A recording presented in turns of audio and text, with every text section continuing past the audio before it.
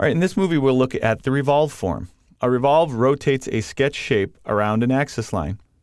The result is pretty similar to the effect of turning a form on a lathe, and we did an example of that in the previous chapter. So we're going to take a little more detailed look at it right now. So as with the previous movie, I simply have an empty family file on screen here. This was created with generic model, but you could follow along in really any template. All the forms work the same in any template file.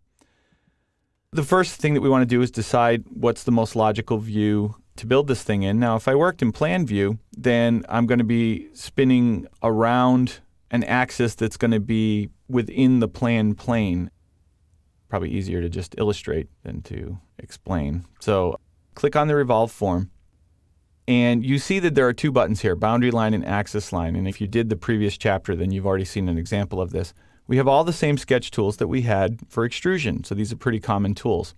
For this one, I'm going to do a simple rectangle, and I'm going to draw it just in plan over here. Then I'm going to switch over to my axis line, and you can either draw it or pick it. I'm going to draw it over here somewhere.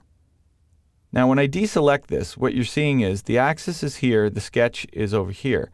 So in order to spin this shape around this axis, it's essentially going to orbit around that line, and you're going to get a donut shape or a ring when we're done. When I click Finish, because we're working in plan and it's spun around this axis, it's actually spinning up towards and away from me. And when you look at it here in 3D, you see that I sort of have this ring shape that's been created vertically. Elevation is probably the easiest way to see this in the front elevation. So the shape that we drew was here, and it spun all the way around the axis that was right there.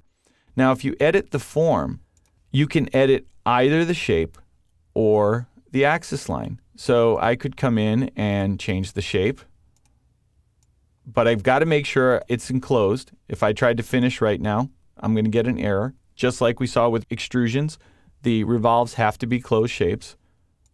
So I'll make sure that I snap that over here, and I click Finish. And we still end up with a donut shape here, but now it's got a little taper to it, as you can see. It's following that new form that I created. Let's edit it again. What would happen if I took the axis line and moved it a little closer? Well, now I get a much tighter circle. Naturally, if I edit it again and move it further away, I get a much bigger ring. And perhaps I change the angle, and you'll get a ring at another angle. So you can see, without changing work plane at all or really doing anything to the overall form itself, just by changing the axis line sketch or the sketch of the shape itself, there's a wide variety of possibilities. So part of the challenge when breaking down the form you're creating is to break it down into these simpler forms, like to look at the object that you're trying to build in the family editor and think about which forms it should be constructed from and break it down into those smaller parts. So maybe you can use an extrude for a little piece over here and a revolve for some other piece over there, and then when you bring them together, you get the completed form. In the extrude, we looked at the properties palette and we saw that there were some properties. We saw there was work plane, as we have here, and I'm again using the reference level work plane.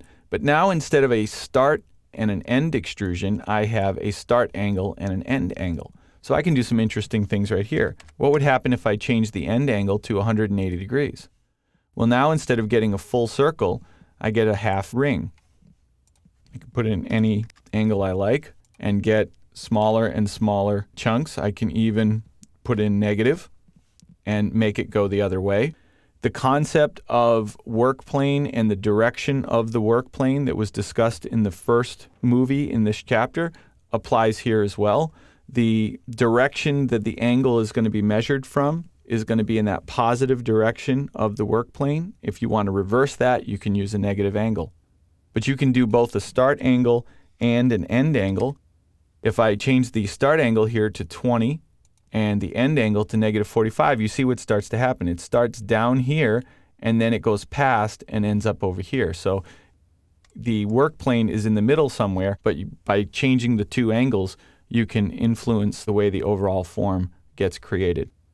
And then in a similar fashion to what we saw in extrusions, these forms can also use multiple shapes. Same rules apply as long as the shapes don't intersect one another. And now I've carved a hole in the middle of my form there. So that's our revolve form. A lot of similarities to the extrusion, but it rotates along an axis rather than extruding along a straight path.